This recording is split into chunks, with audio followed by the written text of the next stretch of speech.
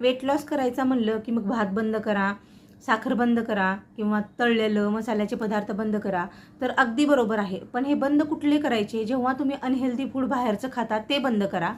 घरात जे अन्न बनतं त्याच्यामध्ये कॅलरीचं प्रमाण पहिलंच कमी असतं आणि आम्ही घरातल्या गृहिणी असतो तेव्हा ऑइलचा वापरसुद्धा स्वयंपाकामध्ये खूप कमीत कमी करतो.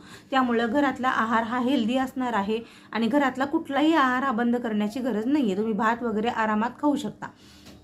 कोणताही आहार घेता खाण्यासाठी तेव्हा फक्त खाण्यावरती थोडं कंट्रोल ठेवणं हे गरजेचं आहे.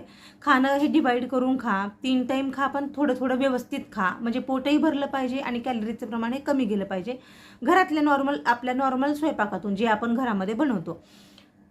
आणि गोडाचा वगैरे पदार्थ म्हणाल तर आपल्या घरामध्ये काही आपण रोज कुठलीही स्वीट डिश बनवत नसतो, सणावाराला बनवतो आणि ते एखादी दिवस खाल्लं तर काही फरक पडत नाही. ह्या गोष्टीकडे लक्ष द्यायचं आहे आणि ह्याच्यातूनच आपल्याला नॅचरल पद्धतीनं वजन कमी करायचं आहे.